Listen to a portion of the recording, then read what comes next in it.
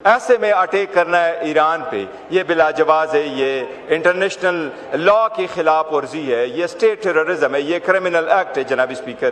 फिर उनके 49 लीडर्स को टारगेट ना करना, हर इंस्टीट्यूशन के हेड को टारगेट करना, उनके सुप्रीम लीडर को टारगेट करना, ये यूएन के जो चार्टर नंबर 2 है जो पॉलिटिकल इंडिपेंडेंस की बात कर रहे हैं कि आप किसी कंट्री में ये तो दिस एक्सटेंड आप इंटरफेरेंस ना करें, ये उस सब की खिलाफ वर्जी है। हम उस सब की शदीद मजम्मत करते हैं। बैरिस्टर गौहर साहब, टाइम की तरह पाबंदी कीजिएगा। थैंक यू जनाब स्पीकर। मैं वैसे भी मुख्तसर ही बोलता हूँ जनाब स्पीकर। दो चीज़ों का अलग अलग से जिक्र करूँगा। दो अफगानिस्तान भी इम्पोर्टेंट है, लेकिन इस वक्त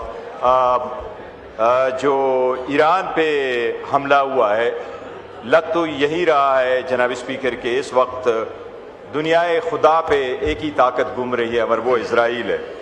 अपनी मर्जी से अटैक करता है, अपनी मर्जी से जंग ख़त्म करता है, अपनी मर्जी से टारगेट को सेट कर रहा है।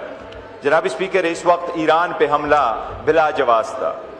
12 दिन की लड़ाई के बाद जून 2025 में अमेरिकन अपनी स्टेटमेंट यही दे दी थी और उसमें इजराइल का उन्होंने कन्फाइन कर दिया था और उनकी स्टेटमेंट यही थी कि द इंटायर स्ट्रक्चर जो उन्होंने न्यूक्लियर का बनाया था वो ओब्लेटरेट हो गया है। तो जब वो आपका मिशन यही था कि उनकी न्यूक्लियर कैपेबिलिटी ना रहे और न्यूक्लियर कैपेबिलिटी आपने ओब्लेटरेट कर ली है, फिर उस पर हमला करना बिला जवाब था। लेकिन इसके बावजूद जब डायलॉग शुरू हुआ तो ओमान के फॉरेन मिनिस्टर जो होस्ट कंट्री थे उन्होंने ये कहा था कि हम उस नहज पे पहुंच गए थे कि ईरान एग्री कर गया था कि वहाँ 0% यूरेनियम इनरिचमेंट की स्टॉक फाइलिंग होगी। जीरो, कोई भी स्टॉक फाइलिंग इनरिच यूरेनियम की नहीं होगी। और फॉरेन मिनिस्टर ऑफ ईरान ने खुद इस बात को एग्री कर लिया था कि हमारी यहाँ तक बात पहुँच गई कि आपस की गुफ्तगू हमारी ख़त्म हुई और द नेक्स्ट डे हमारी जो IAEA के एक्सपर्ट्स है उनकी मीटिंग होनी थी। ऐसे में अटैक करना है ईरान पे, ये बिलाजवाज है, ये इंटरनेशनल लॉ की खिलाफ वर्जी है, ये स्टेट टेररिज्म है, ये क्रिमिनल एक्ट है जनाब स्पीकर।